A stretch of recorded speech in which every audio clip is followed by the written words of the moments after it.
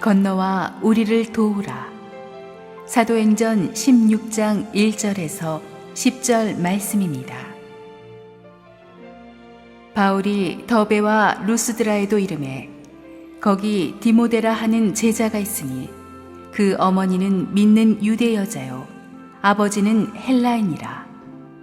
디모데는 루스드라와 이고니온에 있는 형제들에게 칭찬받는 자니 바울이 그를 데리고 떠나고자 할새 그 지역에 있는 유대인으로 말미암아 그를 데려다가 할례를 행하니 이는 그 사람들이 그의 아버지는 헬라인인 줄 다 알미러라. 여러 성으로 다녀갈 때에 예루살렘에 있는 사도와 장로들이 작정한 규례를 그들에게 주어 지키게 하니 이에 여러 교회가 믿음이 더 굳건해지고 수가 날마다 늘어가니라.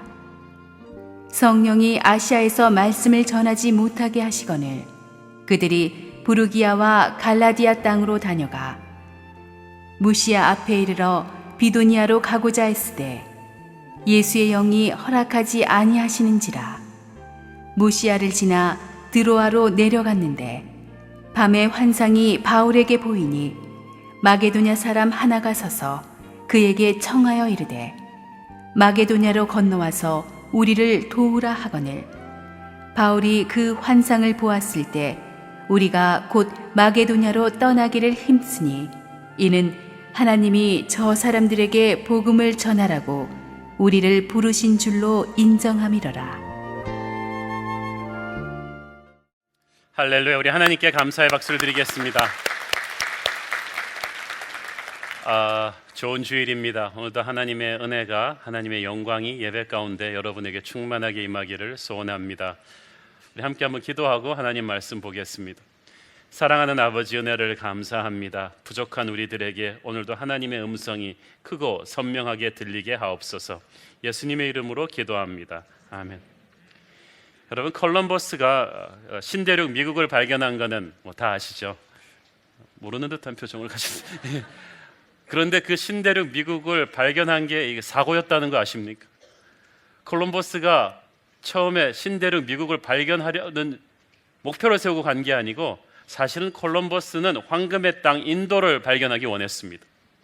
그 당시까지만 해도 지구가 둥글다는 것을 아직 피부로 다들 느끼지 못하고 있던 때라서 대서양 끝으로 자꾸 서진해서 가게 되면은 낭떠러지에 떨어진다고 생각하는 사람들이 많았습니다.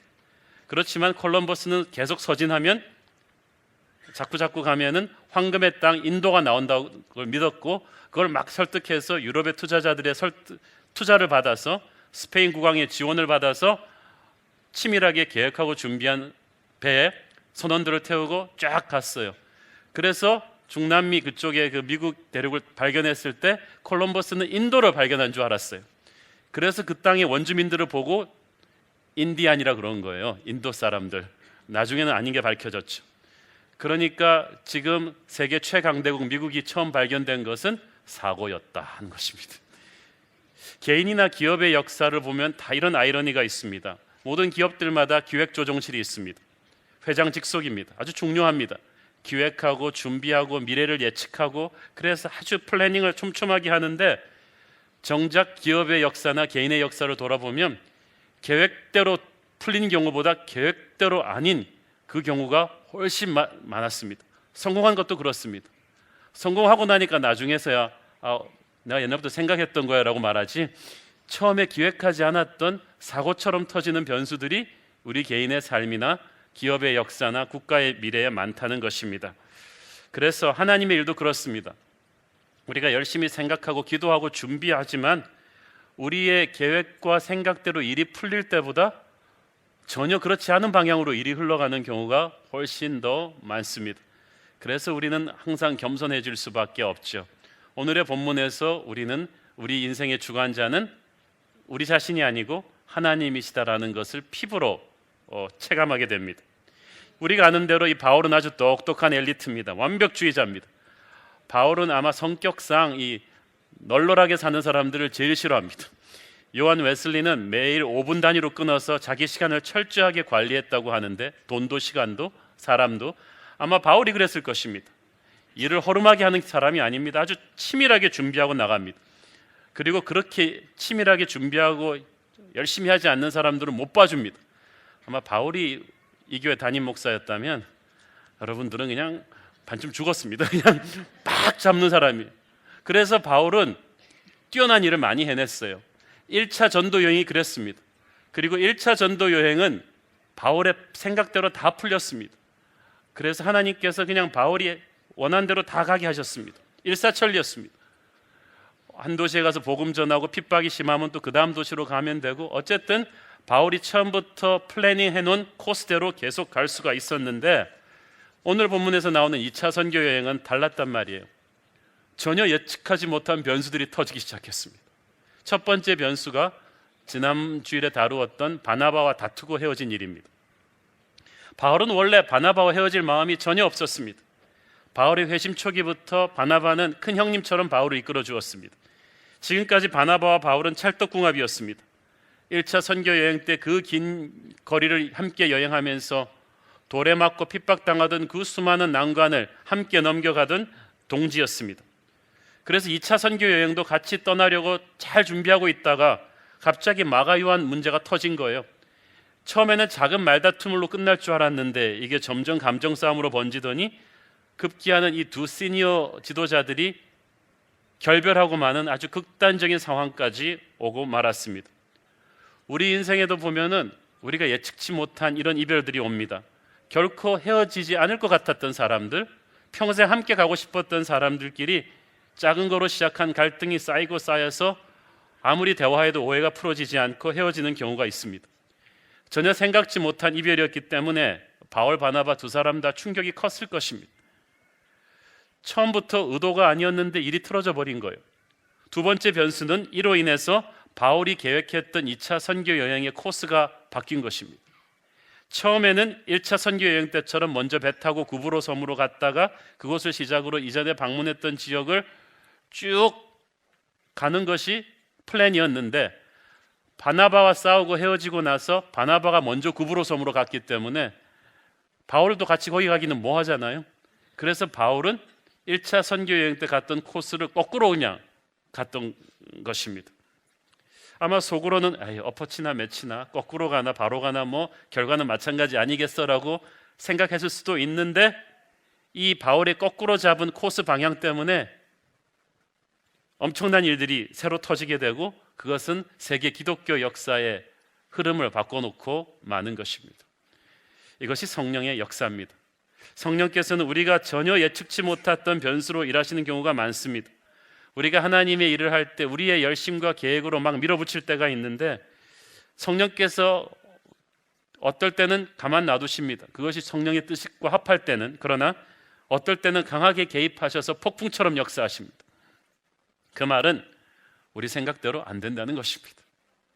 계획에 전혀 없었던 사고와 변수들이 터져서 정신없어지면서 이렇게 가려던 길이 저렇게 바뀌게 되는 것입니다. 잠언 16장 9절 말씀 보겠습니다. 시작.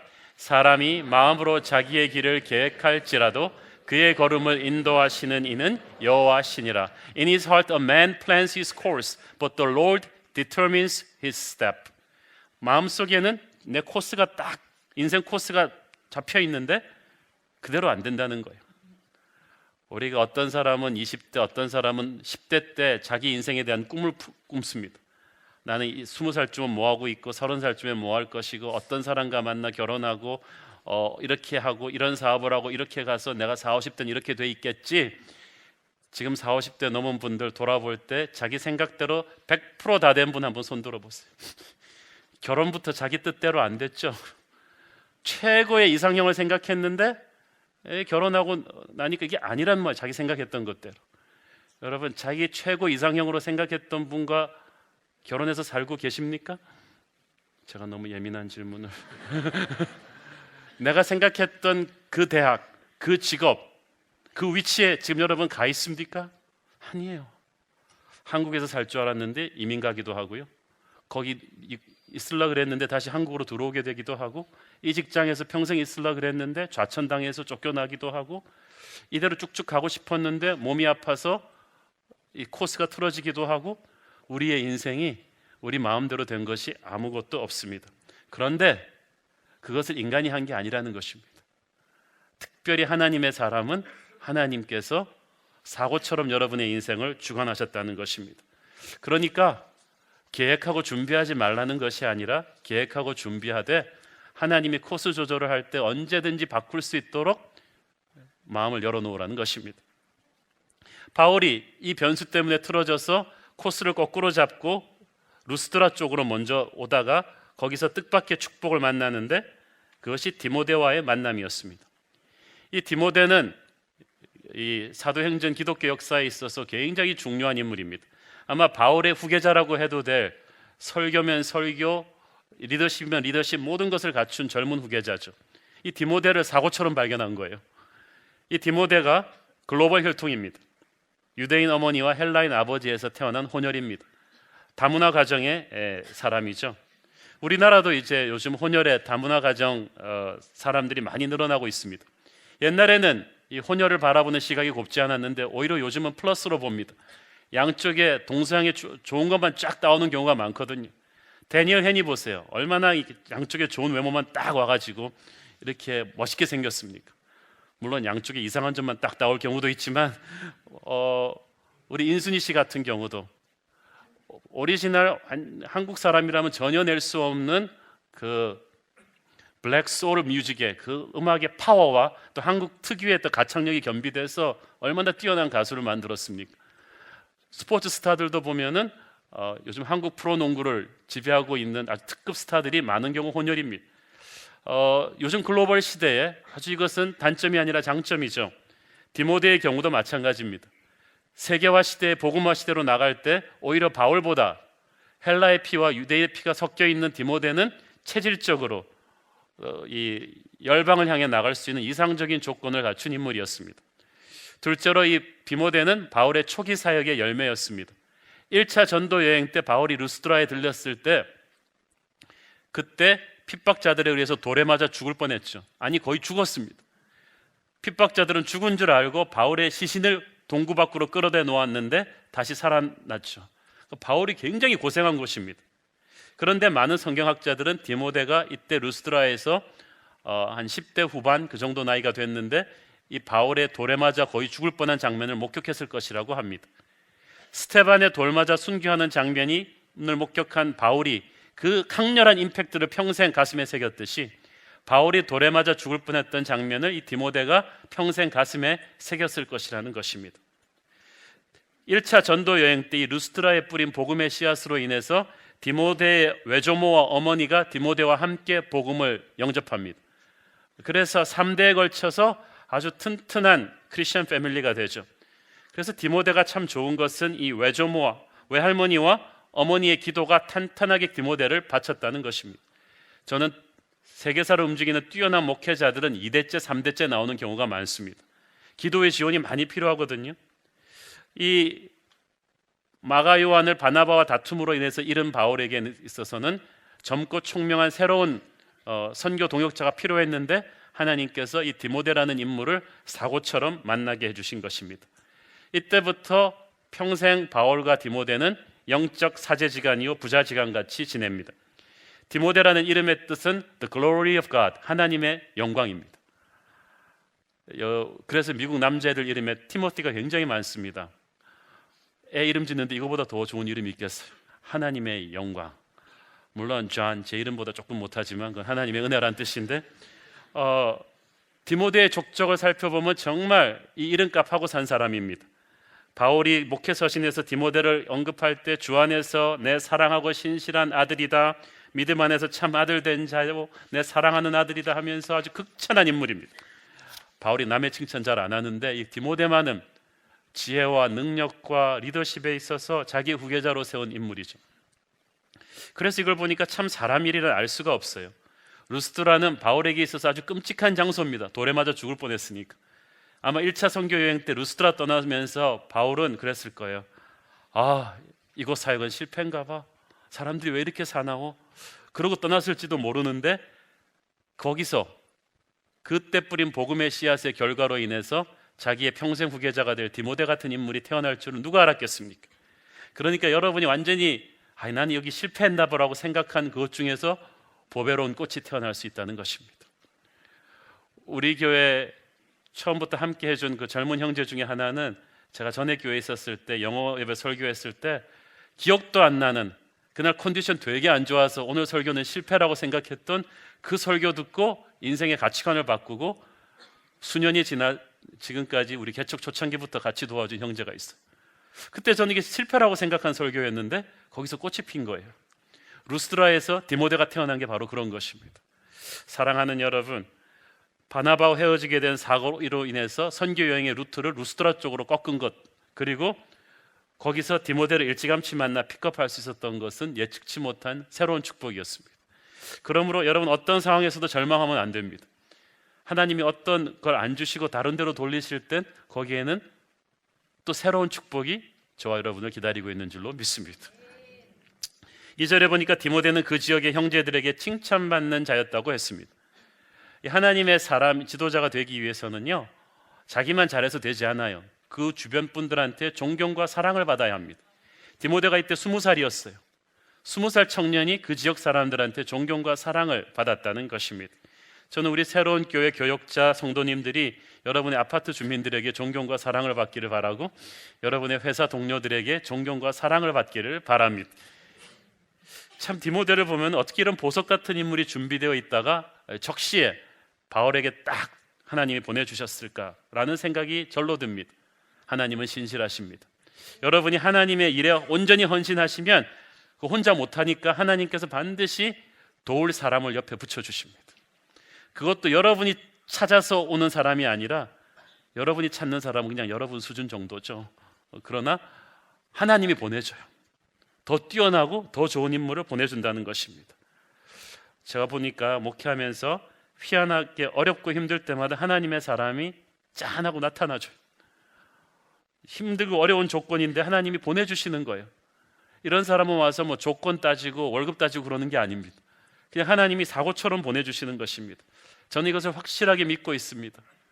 어떤 사람은 떠나기도 합니다. 내가 인간적으로 기대하고 조금 도와줄 거라고 생각했던 사람들은 떠나는데, 사람이 떠나서 실망하고 있으면 하나님의 사람, 디모데 같은 사람이 옆에 딱 와서 붙여주는 것입니다. 좋은 목회자, 평신도 일꾼들을 하나님께서 우리 교회에 이렇게 많이 보내주셨고 앞으로도 저는 그럴 것이라고 믿고 있습니다. 자, 그런데 이제 디모데를 데리고 이제 2차 선교 여행을 출발하는데 바울이 아주 희한한 일을 합니다. 디모데한테 할례를 준 거예요. 자, 여러분, 이거 굉장히 이상한 일이에요. 왜냐하면 이때까지 바울은 예루살렘 공의회에서 뭐 가지고 그렇게 피나게 싸웠나요? 유대인 율법주의자들이 이방인한테도 할례와 율법 의식을 강조하는 것을 막느라고 싸웠어요. 우리는 복음 안에서 자유인인데 왜 할례받게 하냐, 그래가지고 싸워서 결국은 예루살렘 공의회가 바울의 손을 들어줬습니다. 그래, 이방인들에게 할례를 강요하지 말자, 우리는 자유인이다, 그렇게 결정해놓고 이번에는 반대로 디모데한테 할례를 준 거예요. 어떻게 보면 좀 이중적인 잣대가 있지 않나 생각이 되지만 이 목적이 중요합니다. 그것은 디모데에게 시킬 하나님의 사명 때문이었습니다. 디모데는 아버지가 헬라인이었기 때문에 할례를 받지 않았습니다. 그리고 그 사실을 모두가 다 알고 있었습니다. 그런데 디모데는 단순한 교회 성도가 아니라 앞으로 바울의 뒤를 이어서 열방으로 나가는 세계복음화 시대 초대교회 핵심 목회자, 리더로 세울 사람이었습니다. 그런데 물론 이방인들의 숫자가 훨씬 많지만 이방인 신자들이, 그래도 많은 곳곳에 초대교회 핵심 리더십에는 유대인들이 있었다는 거예요. 디모데는 유대인들과 이방인들을 동시에 영적으로 다스려야 되는데 이게 할례를 받지 않으면 힘들단 말이에요. 그래서 바울이 전에 이방인의 할례를 반대했던 것은 율법주의자들이 그것을 구원의 조건으로 내세웠기 때문입니다. 그러나 디모데의 할례는 구원을 위한 할례가 아니고 앞으로 전도할 때 많이 상대하게 될 유대인들과의 원만한 관계 유지를 위한 할례, 즉 문화적인 옷을 하나 입어주는 것뿐이라는 거예요. 뉴욕 맨하탄에 직장인들이 많이 다니는 교회에서 목회하던 목사님은 거기서 설교할 때는 말끔하게 정장 차림으로 양복 쫙 빼입고 설교합니다. 근데 같은 목사님이 캘리포니아에 있는 난가주에 있는 교회 젊은이들에게 설교할 때는 청바지에 티셔츠 입고 와서 합니다. 음악도 아주 템포가 빠릅니다. 이분이 갑자기 사람이 변했나? 그게 아니에요. 복음의 본질을 타협한 것이 아니라 대상에 따라서 문화적인 접근법을 다르게 한다는 것입니다. 디모데의 할례가 그런 것입니다. 바울이 디모데에게 할례를 주면서 던지고자 했던 메시지는 간단합니다. 네가 유대인을 만날 때는 할례 받았다고 그래라. 그러나 헬라인을 만날 때는 그것을 강요하지 말아라. 할례란 받아도 되고 안 받아도 되는 것이다. 그것은 그리 중요한 것이 아니다. 정말 중요한 것은 예수 그리스도다. 너는 유대인과 헬라인 두 그룹 다 복음을 전해야 되는 글로벌 미셔너리다. 그거예요. 고린도전서 10장 32절 33절 보겠습니다. 시작.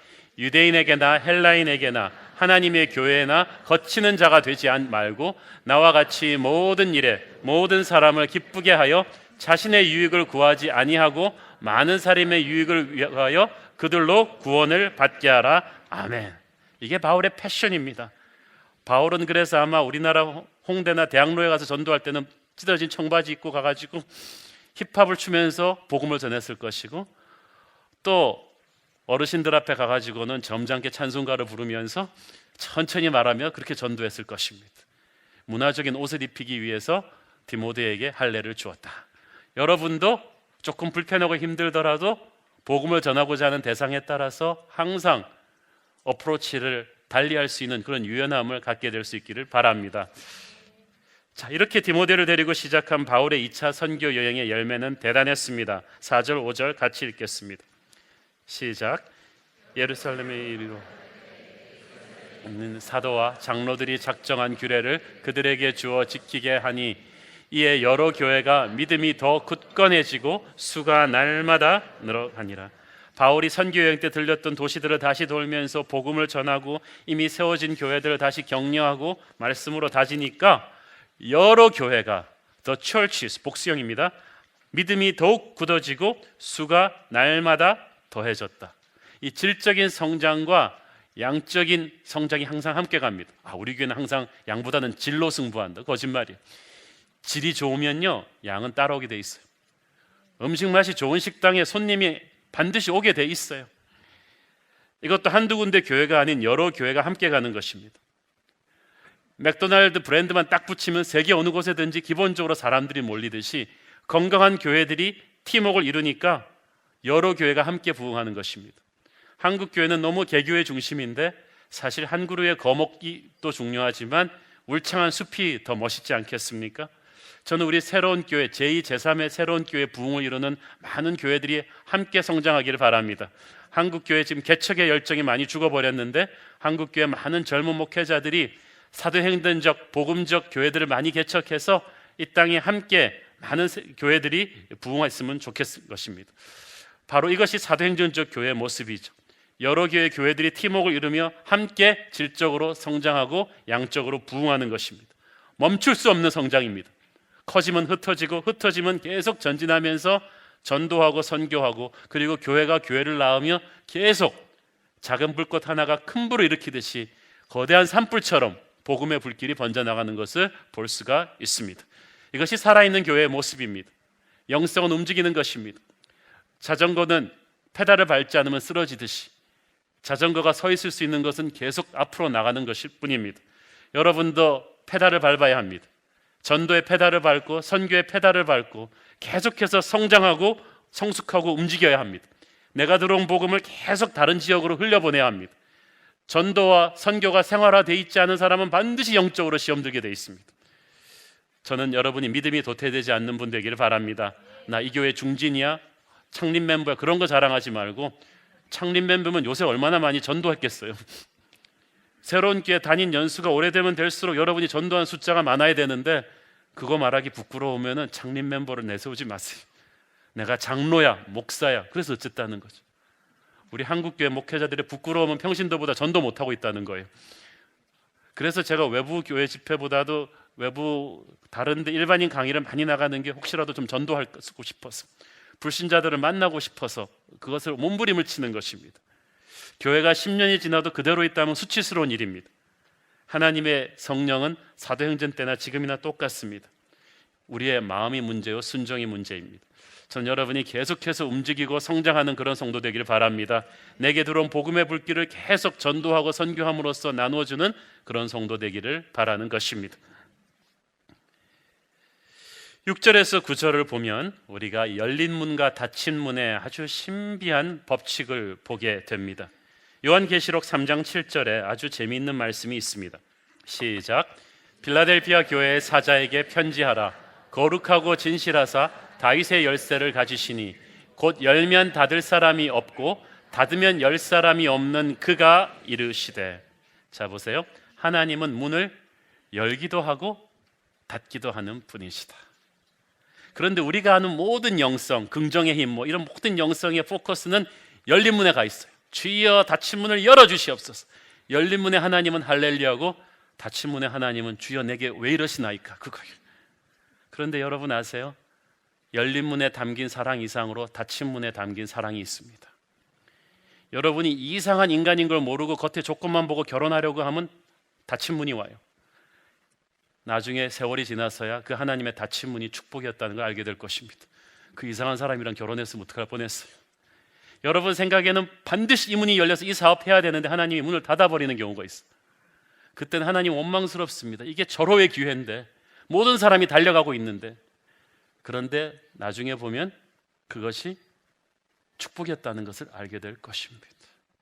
제가 아는 홍콩 투자은행의 아주 간부 중에 한 분은 어떤 분한테 이제 큰 고객을 유치해서 그분한테 론을 내주려고 그러는데 모든 조건과 서류가 완벽해서 부하 전문가들이 이 사람한테는 해줘야 됩니다.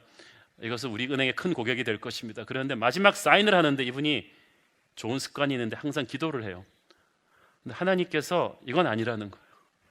근데 이게 지금 전문가들 99%가 해주라 그러는 거 안 해줘야 되는데 어떻게 이걸 또 거절을 합니까?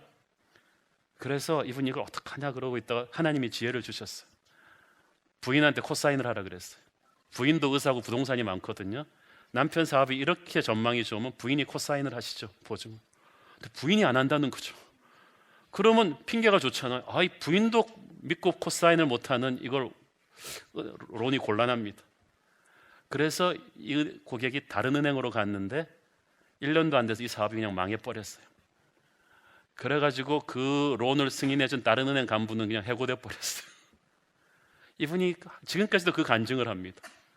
하나님이 이해가 되지 않게 문을 닫았는데 그것을 자기는 감사함으로 물러섰더니 이게 축복이었다는 것입니다. 사랑하는 여러분, 우리 인생에서 성령님의 인도하심을 받을 때 이 열린 문과 닫힌 문의 법칙을 잘 이해하셔야 됩니다. 어떤 문은 아무리 애를 쓰고 두드려도 열리지 않는데 어떤 분은 노력하지 않는데 그냥 쑥 열리는 문이 있습니다. 그러므로 우리에게 주어진 옵션은 간단합니다. 오늘 부른 찬양대로 하면 되죠. 열린 문이 착 나오면 주님 말씀하시면 내가 나아가리다. 그러다 문이 딱 닫힌 문이 오면 주님 뜻이 아니면 내가 멈춰서리다. 이게 돼야 되는데 이 심플한 게 우리는 안 된다는 게 문제죠. 주님이 문을 열면 안 가겠다고 버티고 문을 닫으면 굳이 그걸 가지고 그냥 금식하면서 두들기고 말이죠. 오늘 본문에서 바울이 얼마나 이 열린 문과 닫힌 문에 영적으로 반응했는가를 볼 수가 있습니다. 6절, 7절 성령님의 닫힌 문이 나옵니다. 시작. 성령이 아시아에서 말씀을 전하지 못하게 하시거늘 그들이 부르기아와 갈라디아 땅으로 다녀가 앞에 이르러 비두니아로 가고자 애쓰되 예수의 영이 허락하지 아니하시는지라. 자, 이 시점에서 우리가 여기서 말하는 아시아가 흑해와 지중해 사이에 위치한 소아시아 지방 서쪽 지역입니다. 그 중심지가 에베소인데 바울의 2차 선교 여행 지도를 조금 보면서 제가 설명을 드리도록 하겠습니다. 이 바울의 1차 선교 여행과는 달리 바울이 여기서 사실 이 구브로로 안디옥에서 이 구브로로 가서 1차 선교 여행 코스로 돌라 그랬는데 바나바 때문에 이쪽으로 거꾸로 돈다 그랬죠. 길리기아에서 이렇게 쭉 가서 부르기아 갈라디아 루스드라에서 부르기아 갈라디아 쪽으로 더 아시아로 들어가고 그렇게 하려고 그랬는데 하나님께서 이거 막은 거예요. 그래서 계속 서진시켰어요. 그래서 무시하러 쭉 가서 여기서 또 일로 가려고 그랬는데 성령님이 그걸 무시하고 다시 또 일로 보낸 거예요. 두 번이나 무시하고 여기서 와서 드로아에서 계속 서진을 시킨 것입니다. 자, 여러분, 그러니까 바울의 마음은요, 바울이 왜 그런지 모르게 아시아를 좋아해요. 한국 사람인가? 그래갖고 계속 이 아시아로 올라 그랬는데 성령님이 그냥 계속 질질 끌어가지고 일로 그냥 계속 푸시하는 거예요. 그래서 이 드로아가 여기가 어떤 곳이냐 하면은 바로 헬렌의 트로이가 나오는 그 트로이 전쟁의 트로이입니다. 유럽과 아시아를 연결하는 바로 그 항구예요. 거기까지 그냥 데려온 것입니다. 이따가 한 번 더 이 지도를 볼 텐데, 사실 성령께서 두 번이나 6절 7절에서 바울의 아시아행을 막고 계속 서진시켜서 그리스 반도로 건너가게 했습니다. 자, 사람이 막았더라면 바울은 더 용감하게 전진했을 거예요. 바울 성질에 돌을 때리고 욕먹고 그렇더라도 상관하지 않습니다. 그러나 성령이 막으시니까 문제가 심각해요. 우리는 여기서 닫힌 문을 봅니다. 영원히 닫힌 것은 아니고 어느 기간 동안 하나님이 닫아버리시는 것입니다. 여러분, 그런데 우리가 닫힌 문에 대해서 참 해석을 잘 하셔야 됩니다. 지금 내 생각에는 반드시 이걸 해야 될 것 같은데 하나님이 닫아버리시는 경우가 있어요. 아, 미칩니다. 반드시 지금 이 건물을 사서 건축하고 싶은데 아닌 경우가 있어. 안 되게 하는 거예요. 반드시 이 사람을 붙잡아야 될 것 같은데 하나님이 그 사람 못 오게 하는 경우가 있어. 같은 스텝으로. 반드시 이 사람과 가고 싶은데 하나님이 헤어지게 하는 경우가 있고, 반드시 이것이 나 이상적인 배우자로서 결혼하고 싶은데 하나님이 이상하게 안 되게 하는 경우가 있습니다. 하나님께서 지금 여러분 앞에 어떤 문을 닫으실 때는 분명히 이유가 있어요. 잠언 16장 25절 보겠습니다. 시작. 어떤 길은 사람이 보기에 바르나 필경은 사망의 길이니라. 이 말이 필경은 in the end, 나중에 가보면 알게 될 것이다. 지금은 매력적으로 보이는데 나중에는 사망의 길이다. 뭐 유럽 전도는 생명의 길이고 아시아 전도는 사망의 길이라는 이야기가 아닙니다. 언제 하는가의 타이밍의 문제죠. 그렇죠? 하나님의 생각이 있고 사람의 생각이 있습니다. 그리고 하나님과 사람의 생각이 같을 때도 있지만 다를 때가 많아요. 그리고 다를 때는 저 같으면 항상 하나님의 생각에 배팅하겠습니다. 왜냐하면 하늘이 땅보다 높음 같이 하나님의 생각이 우리의 생각보다 높으시기 때문입니다. 탁월하기 때문입니다. 옛날에 시험 칠 때 베꼈을 때도 꼭 틀린 답을 베껴 쓰는 사람들이 있습니다. 공부 잘하는 애 걸 봐야 되는데 그래서 겸손해야 됩니다. 무식한 사람이 신념을 가지면 골치 아픕니다. 신념 안 됩니다.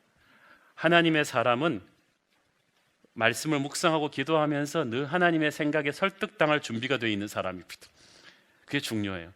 완전한 사람이 아니라 항상 하나님, 내가 나름대로 준비하고 계획하지만 열심히 살아가지만 성령님한테 항상 설득당할 준비를 해놓고 사는 사람입니다.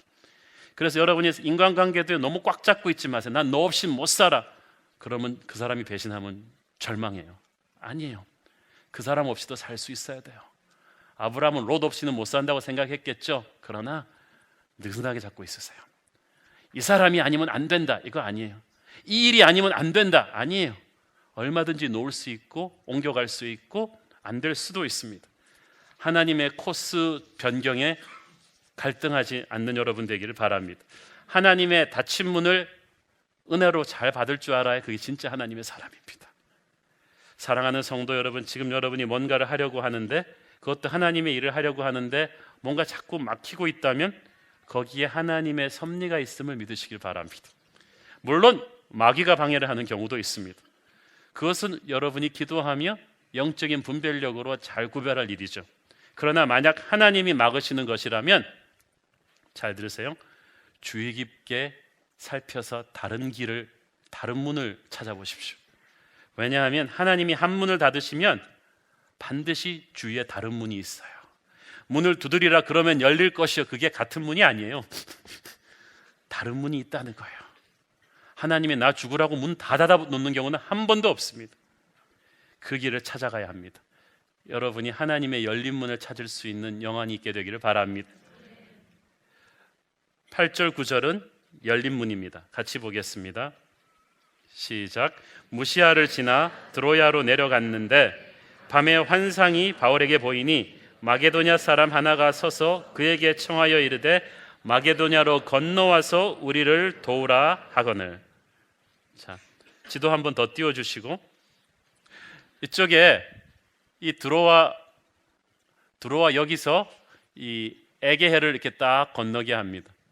에게해를 딱 건너서 빌립보, 아빠놀리, 데살로니가 쫙 일로 오는 이 유명한 그리스 반도, 고린도까지 어울리는 그리스 반도로 돌아서 에베소로 돌아오게 하죠. 그러니까 이쪽 지역 전체가 유럽의 그 당시 유럽의 핵심입니다. 왜냐하면 이 마게도냐가 바로 저 유명한 정복자 알렉산더 대왕의 고향이거든요. 그래서 지금 아직 로마 제국이었지만 아직도 헬렌의 문명이 서구 문명의 핵심이기 때문에 이쪽으로 가라는 것은 유럽 선교의 관문을 열라는 것과 같은 말이었습니다. 이 드로아에서 바울이 환상을 보죠. 마게도냐 사람 하나가 마게도냐로 건너와서 우리를 도우라. 바울은 소아시아로 가려고 했지만 하나님은 소아시아를 가지 말라는 것이 아니라 소아시아에서 지경을 더 넓히라고 했습니다. 해외 선교를 할 때 국내 선교를 포기하라는 것이 아니라 국내 전도도 하고, 그렇지만 그물을 더 넓혀서 해외까지 품으라는 것입니다. 네 지경을 넓혀라, 네 생각을 넓혀라. 소아시아를 버린 게 아니라 유럽도 품고 소아시아도 품는데, 다만 소아시아는 하나님이 시키지 않아도 그냥 가는데 바울이 유럽은 등 떠밀어야 가거든요. 국내 전도는 그냥 우리가 조금만 결심하면 갈 수 있는데, 일본 선교는 등 떠밀어야 가잖아요. 그치? 지금도 독도는 우리 땅 하고 있으면서 일본 선교는 거의 하나님이 푸시해야 갑니다. 그리고 북한 선교도 마찬가지고 이슬람 선교도 마찬가지고. 그러나 하나님께서는 우리를 영적으로 성장시키면서 점점 우리의 지경을 넓혀주십니다. 사람이요, 영적으로도 처음 거듭났을 때는 이기적이에요. 자기 것만 달라고 합니다. 주님 저를 축복하시고 제 가정을 축복하시고, 그것만 막 하다가 영성이 조금 커지면 자기 교회, 조금 더 커지면 한국 교회, 조금 더 커지면 아시아의 교회, 조금 더 커지면 세계 교회를 품게 되는 거예요. 1차 바울은 유대인의 구원만 생각하던 사람인데 예수님 믿고 나서 열방을 품게 됐어요. 그런데 바울이 생각하던 열방은 1차 여행 때까지는 아시아였어요. 그런데 2차 선교 여행으로 오면서 유럽을 품게 하시고, 나중에 3차 전도 여행 때는 그 지경을 더 넓혀 로마 제국 끝에 스페인까지 펼쳐 주셨습니다. 저는 하나님께서 여러분의 비전을 점점 더 크게 해주시기를 축원합니다. 생존하기 위해서 목회하는 교회와 아시아의 부흥과 세계 선교를 가슴에 품은 교회는 차이가 달라요. 여러분이 품은 꿈과 헌신이 달라지고 하나님이 그 꿈과 헌신을 이루기 위해서 여러분한테 축복도 줄 거예요. 저는 우리 새로운 교회 성도들에게 재정적인 축복을 많이 주기를 바랍니다. 여러분의 헌금 가지고 세계 선교를 해야 되니까. 여러분에게, 자녀들에게 능력을 주기를 바랍니다. 여러분의 자녀들을 디모데 같은 글로벌 인재로 만드셔서 우리의 다음 세대가 정말 전 세계 곳곳에 퍼져나갈 수 있는 힘을 만들어야 되는 것입니다. 하나님이 복음이 유럽과 아시아를 다 관통해서 전 세계로 가길 바라셨기 때문에 여기서 바울의 계획을 꺾으시고 선교여행의 코스를 조절해 주신 것입니다. 마침내 유럽으로 간 복음은 여기서 영국으로, 미국으로, 전 세계로 퍼져서 마침내 한국까지 오게 되죠. 이제 하나님께서는 그때 그렇게 굳게 닫아 놓으셨던 문, 소아시아와 중앙아시아의 문을 서서히 열어놓고 계십니다. 중국과 러시아의 문이 열리고 있고 이슬람권의 문도, 북한 땅의 문도 열어주실 것입니다. 이것이 성령의 역사입니다. 그러니까 하나님의 시즌을 기다려야 돼요. 가을이 안 되면 여러분이 아무리 용을 써도 추수할 수가 없는데, 그래서 이 땅에 그리스도의 계절이 와야 되는 거죠. 성령의 새바람 이 땅에 불어오소서. 하나님의 시즌이 열리는 거예요. 지금이 바로 그때입니다. 여러분, 하나님께서 닫으신 문 갖고 좀 너무 싸우지 마세요. 하나님이 계속 열어주시는 문만 쫓아가서 들어가려고 그래도 여러분 숨가빠서 못 가요. 우리는 이 하나님이 열어주시는 문들을 볼 수 있는 영적인 눈이 있어야 합니다. 이 복음의 불길을 이제 쭉 돌아서 예루살렘으로 돌아가게 될 것입니다. 우리가 세계를 바라볼 때 이런 큰 안목을 갖게 되기를 축원합니다. 이 바울이 자기의 뜻을 완전히 꺾어버리는 하나님의 음성을 들었을 때 어떻게 했을까요? 여기서 바울의 위대함이 나오죠. 10절 같이 보겠습니다. 시작. 바울이 그 환상을 보았을 때 우리가 곧 마게도냐로 떠나기를 힘쓰니 이는 하나님이 저 사람들에게 복음을 전하라고 우리를 부르신 줄로 인정함이라. 바울은 자기의 뜻과 생각이 하루아침에 물거품이 되는 깜짝 변수를 하나님이 음성으로 주셨잖아요. 우리 같으면 며칠이라도 좀 속상해가지고 싸웠을 거예요. 그런데 바울은 그러지 않았어요. 우리는 우리가 싫어하는 거북한 하나님의 음성은 늦게 순종해요. 한참 지내서 자기 할 거 다 하고 은퇴하고 난 다음에 간다고요. 그런데 여러분 그거 아세요? 순종은 시간과 굉장히 깊은 관계가 있습니다. 타이밍이 중요합니다. 오늘 말씀하셨지만 뭐 내일 하지. 여러분 만약 하나님이 여러분이 내일 순종하기를 원하셨으면 내일 말씀하지 오늘 말씀하지 않았을 거예요. 하나님이 오늘 여러분에게 오늘 말했다는 것은 오늘 순종하라는 거죠. 오늘 말씀하셨는데 내일 순종하겠다는 것은 라면 다 퍼지고 식은 다음에 먹겠다는 것과 똑같습니다. 음식 다 상한 다음에 먹겠다는 것과 똑같습니다. 저는 여러분이 바로 그때 타이밍이 맞는 순종을 할 수 있게 되기를 바랍니다. The moment that God speaks to you is the moment that when God wants you to obey. 이 순간입니다. 이 순간에 주님이 말씀하고 계십니까? 이 순간에 하나님이 여러분의 헌신을 원하십니다. 바울은 환상 속의 마게도냐 사람이 건너와서 우리를 도우라는 말을 딱 들었을 때 보통 사람 같은 게 무슨 말이지? 뭘 도와줘? 이렇게 했을 텐데 바울은 딱 알아들었어요. 유럽으로 와서 복음을 전하라는 하나님의 뜻이구나. 해석을 잘한 거예요. 여러분 환상을 보는 것보다 중요한 게 해석을 잘하는 거예요. 환상은 느부갓네살도 봐요. 환상은 이집트 바로 왕도 봐요. 그렇지만 다니엘이니까 요셉이니까 해석을 하는 거죠. 요즘 성령의 시대가 되면서 하나님이 환상과 비전을 많은 분들에게 보여주시고 그런 분들이 예언 사역도 많이 하시는데요. 문제가 어디서 일어나냐 하면은 환상을 멋대로 해석하기 때문에 그래요. 말씀 충만하지 않으면 환상을 해석을 못해요. 저는 그래서 성령의 시대에 여러분이 환상을 보고 음성을 듣고 그러는 거 다 여러분 제가 축복합니다만은 철저하게 우리 교회가 성경 공부를 하는 거예요. 말씀 66권 여러분한테 딱 들어있어야 돼요. 그래야 환상을 보고 헛소리를 듣지 않아요. 귀에서 이상한 소리가 들리는 것 같아. 그럼 병원 가셔야지. 그건 환상을 본 게. 바울은 말씀 충만한 사람이니까 환상을 보고 딱 제대로 해석을 한 것입니다. 저는 여러분이 제대로 해석을 하기를 바랍니다. 지금도 우리 시대의 마게도냐인들이 복음이 들어가지 않은 지역의 사람들이 우리를 손짓하며 영으로 부르고 있습니다. 제발 건너와서 우리에게 복음을 전해달라고. 너희들끼리만 그렇게 잘 있지 말고 예배하고 은혜 받지 말고 그 은혜를 내게 나누어 달라고. 이슬람권에서 북한 땅에서 우리에게 복음의 초대를 하고 있습니다. 저는 여러분이 성령 충만해서 그 소리를 듣고 순종할 수 있게 되기를 바랍니다. 바울의 2차 선교 여행, 처음부터 바울 자신이 전혀 예측하지 못한, 그래서 그를 끊임없이 놀라게 하고 당황하게 한 깜짝 변수들의 연속이었습니다. 성령께서 계속 간섭하셨어요. 무슨 말입니까? 바울 마음대로 안 된다는 것입니다. 바울 뜻대로 안 된다는 것입니다. 그게 성령의 간섭입니다. 예수께서 베드로에게 말씀하셨습니다. 네가 젊었을 때는 네가 가고 싶은 대로 갔거니와 이제는 다르다. 하나님이 끄는 대로 간다. 십자가의 길을 간다.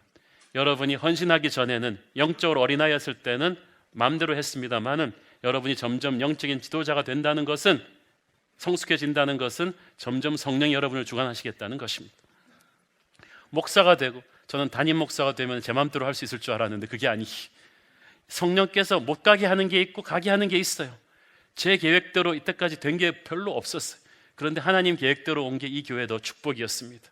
바울이 가려는 문은 하나님이 닫아버리시고, 생각지도 못했던 문은 새롭게 열어주시고, 바울은 이렇게 하려고 했는데 성령님은 저렇게 바꿔주십니다.